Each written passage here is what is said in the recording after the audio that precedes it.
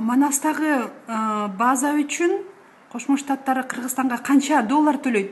Жана анын канчасы Кыргызстандын бюджетине түшүп жатат?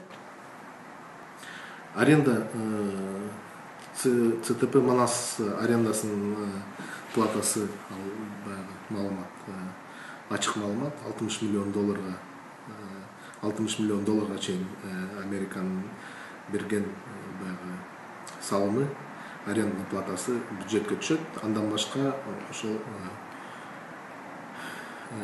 косвенный вклад ошо ЦТП Манастын түшүп аткан экономикага түшүп аткан салымы 200-300 миллион долларга чейин бааланат.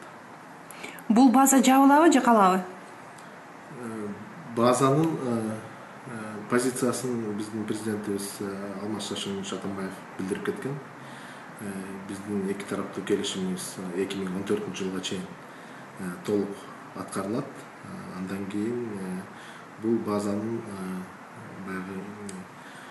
переформатирование эми транзитный центрде аскердик представительство болбосун деп ошондой позицияны президентибиз билдирген. Ошондуктан 2014 жылга чейин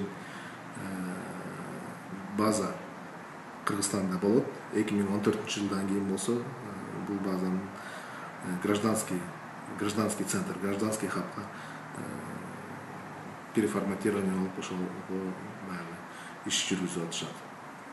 Демек, америкалык база Кыргызстанда калышы мүмкүн экен да. Америкалык база Макам өзгөргөн менен, бирок негизи америкалыктар калат экен да.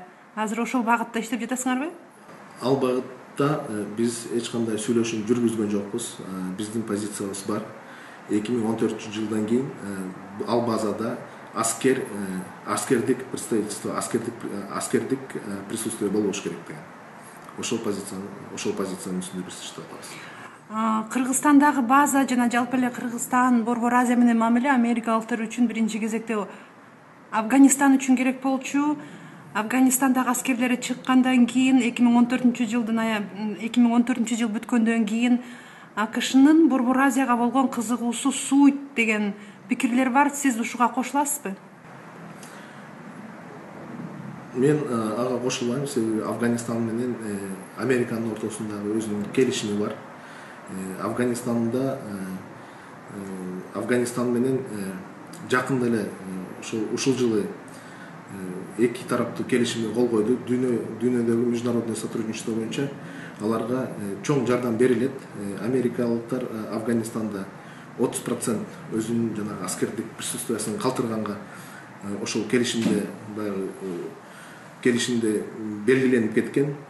Азырынча ошол келишимдин үстүндө Америка менен Афганистан иштеп атышат. Мен ойлойм, америкалыктар дагы, афганистандыктар дагы ошол ситуацияны, Афганистандагы болуп аткан ситуацияны туура далилдеп, туура оценка берип, ошол туура ситуациясын карап атканына, андан башка ошол военное сотрудничество деп бүт ошол Афганистандын өзүнүн баягы аскерлерине жардам берип, өзүнүн коргоосуна баягы мүмкүнчүлүк түзүп бергенге америкалыктар иштеп, ошонун үстүндө иштеп атышат. Ал түшүнүктүү, бирок аяктагы согуш бүтсө, америкалыктар кетсе, Кыргызстанга АКШнын кызыгуусу азаябы, азайбайбы? Биз америкалыктар менен жүргүзүп аткан ошо сүйлөшүүлөрүбүз эки тараптуу. Ошо экономика тарабынан биз менен ошо активдүү баягы эки тараптуу сотрудничествосын өнүктүргөнгө аракет кылып атабыз.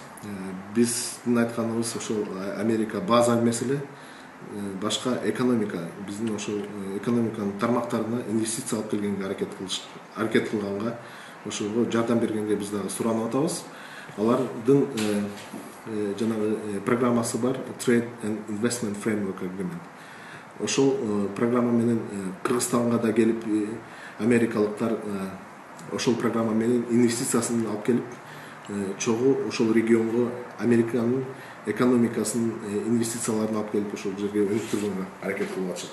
Биз ошонун үстүндө иштеп атабыз. Америка Кошмо Штаттарынан Кыргызстан курал сатып алабы? Жок. Биздин эки тараптуу соода боюнча товар оборот бүгүнкү күндө 100 миллионго чейин, 100 миллион долларга чейин ошондой оборот бар. Анын ичинде 30 миллион долларга машинный оборудование, машина экспорт болот в основном Америкадан, оборудование. Анын ичинде фармацевтический продукциялар бар, дары-дармектер бар. И бизден чыккан товарлар бул в основном текстиль, текстилден башка